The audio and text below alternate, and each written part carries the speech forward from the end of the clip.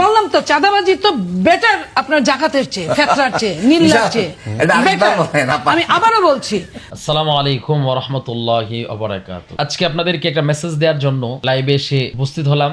বিষয়টা হচ্ছে, এক বোন বক্তৃতা করতে যায় তিনি দাবি করেছেন যে জাকাতের চেয়ে যেটা চাঁদা আদায় করা হয় ওইটা নাকি ভালো, উত্তম। আমি ওই বোনকে বলতে চাই, আপনি কি বুঝে শুনে বলেছেন নাকি ভুল করে বলেছেন? যদি আপনি ভুল করে বলে থাকেন, অনুতপ্ত হওয়ার দরকার, আপনি ভুল স্বীকার করার দরকার। আর যদি আপনি বুঝে শুনে বলে থাকেন তাহলে ঈমান থাকার কথা না, কারণ জাকাত এটা আল্লাহ পাকের একটা বিধান, ফরজ বিধান। এই জন্য ফরজ বিধানকে কেউ যদি ইনকার করে, অস্বীকার করে, তাহলে সে কাফের, বেঈমান হয়ে যায়, ইসলাম থেকে খারিজ হয়ে যায়। তার ঈমান যদি চলে যায়, তাদের স্বামী স্ত্রীর সম্পর্কও থাকে না, অটোমেটিক্যালি তারা পৃথক হয়ে যায়। অতএব আমি আমার ওই বোনকে বলতে চাই, যদি আপনি ভুল করে বলে থাকেন তাহলে অবশ্যই আপনি আপনার ভুলকে শুধরে নেবেন এবং সেটা যেভাবে আপনি বলেছেন ওইভাবেই আপনি ভুলকে সংশোধন করবেন। আপনি ঘরে বসে সংশোধন করলে হবে না। আপনি জাতির সামনে বলেছেন, আপনি জাতির সামনে ভুলকে সংশোধন করতে হবে এবং আল্লাহর কাছে অনুতপ্ত হতে হবে। হতে পারে আল্লাহ পাক ক্ষমাশীল, আল্লাহ ক্ষমা করে দিতে পারেন। আর যদি আপনি বুঝে শুনে বলে থাকেন তাহলে আপনার ঈমান চলে গেছে, কারণ একটা ফরজকে আপনি ইনকার করলেন, অস্বীকার করলেন। একটা ফরজ অস্বীকার করার পরে তার ঈমান থাকে না,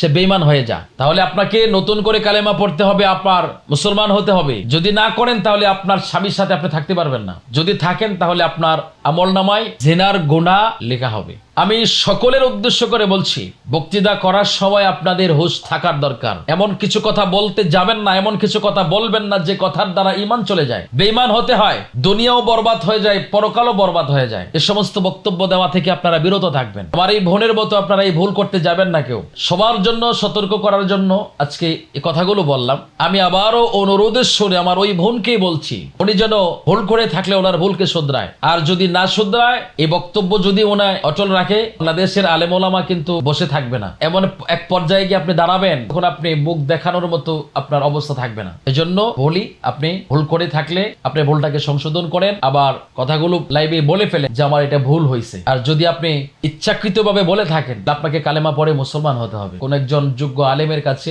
অথবা পীর মাশায়েখের হাত ধরে আপনি কালেমা পড়ে মুসলমান হয়ে যাবেন। আল্লাহ তাআলা এই সমস্ত কথাবার্তা থেকে আমাদেরকে বিরত থাকার তৌফিক দান করুক। আসসালামু আলাইকুম ওয়া রাহমাতুল্লাহি ওয়া বারাকাতুহু।